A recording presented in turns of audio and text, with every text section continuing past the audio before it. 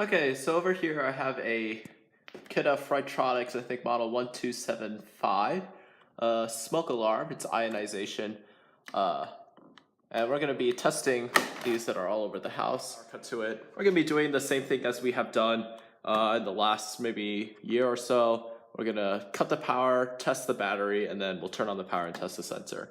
So check the smoke alarm off.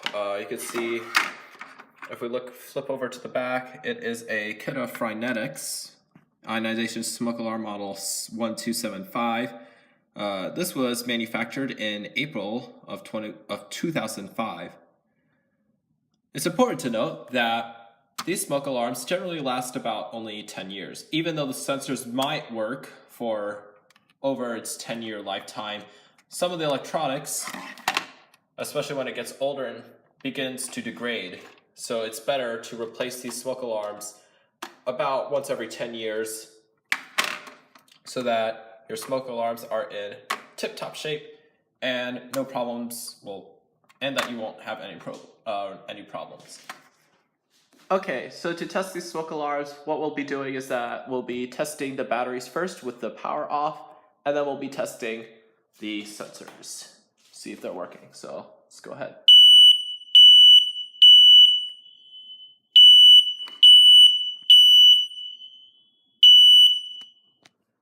We can also verify that the interconnection and wires are correctly wired because we also hear the smoke alarm sounding.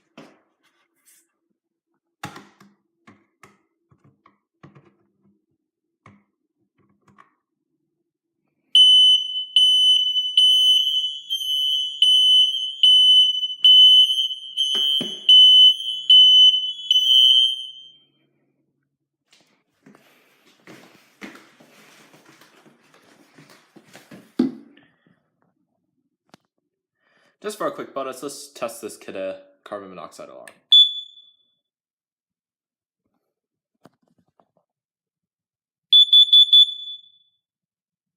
Okay, it seems to be working.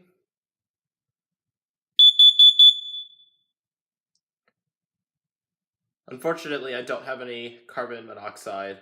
Well, fortunately, I don't have solo carbon monoxide tester with me, so that'll be nice to have. Let's reset. Okay, so this was a smoke alarm. I think it's over 15 years old, actually. Either that or it's approaching 15 years old. That a lot of people were saying to replace. I'll be considering replacing this sometime soon.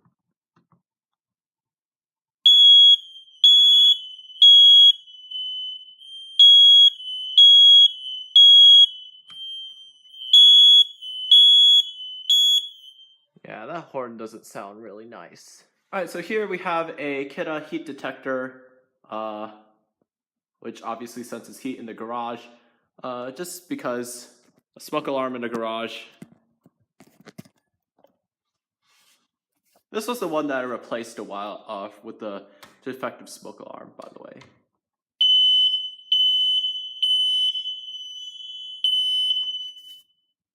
Sounds good. To test this fixed heat detector, we're just going to use a hair dryer to heat up the thermistor. This is a fixed heat detector at 135 Fahrenheit.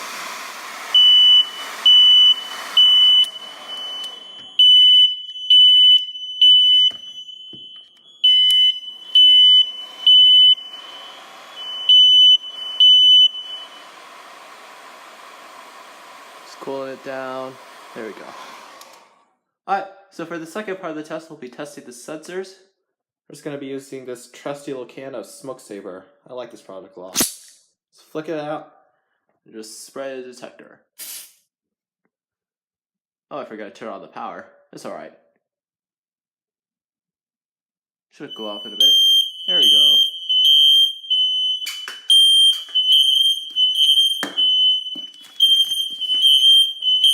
Give it a minute to clear out. There we go. Ooh. Over here we'll be testing the system sensor i3 that's connected to the security system. I do not have this on walk test, so you'll hear the speaker go off in temporal 3. Should go off really quickly, it's sensitive. Looks like it's detecting it. It's probably verification or something. Why is it? There we go.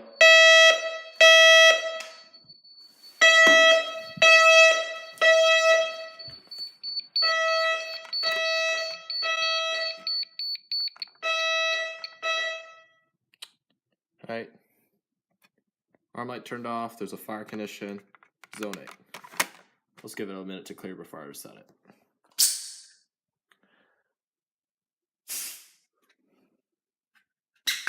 This was going to be really hard to clear out. It's so high. Let's do a little more.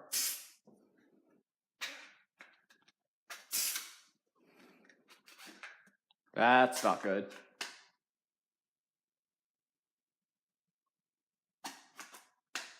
So this is why, oh, there we go. Crap, it's gonna take a long time to clear. Okay.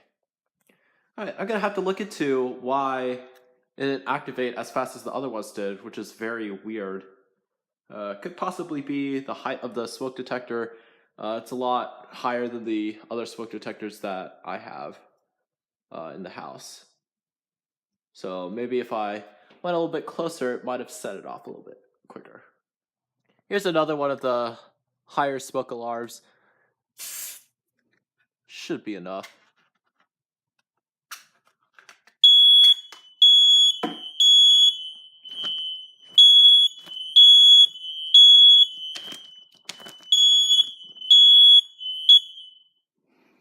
So oddly enough, this smoke alarm didn't respond as fast as it did, as the other one did, which is very peculiar. Let's try this one again.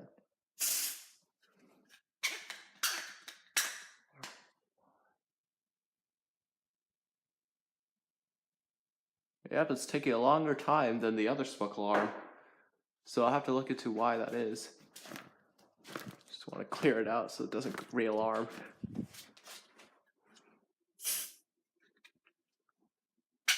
Probably wasn't enough. Oh, interesting.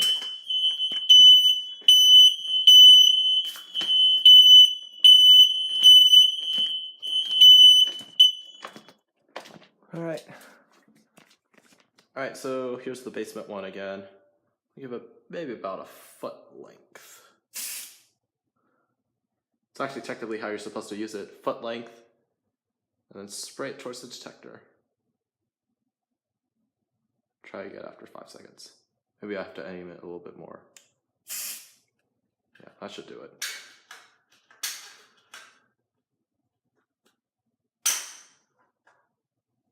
Yep, not responding.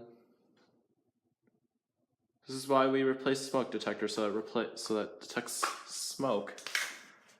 Also, just a word of advice, don't get ionization detectors. They're cheap, they're crappy. Yeah, it's not working.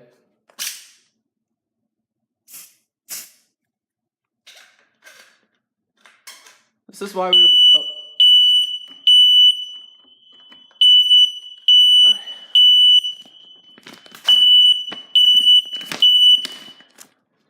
Alright, I guess now we can reset the smoke alarm.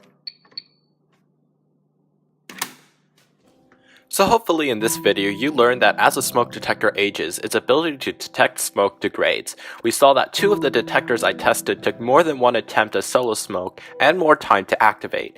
This is why you should replace your smoke alarms every 10 years to maintain reliability of your home's safety system. I'll have to look into replacing mine and adding more smoke alarms to the bedrooms to meet NFPA's codes of residential buildings. Now regarding my advice about ionization detectors I mentioned earlier. don't get ionization detection if you're planning on getting new smoke alarms. Even though they're extremely cheap, these detectors have some caveats. Not only are they more prone to false alarms like seam or toast, they also have a tendency to create insensitivity due to its radioactive components. Some studies have also shown that having ionization detectors alone can fail to activate for some fatal fires. If you are considering having to replace your smoke alarms, NFPA and I recommend you replacing them with a dual sensor, photoelectric, and ionization detector so that all types of smoke is detected. Of course, if you're forced to have only one option, then choose photoelectric, which tends to be more effective and reliable at detecting a wider range of fires.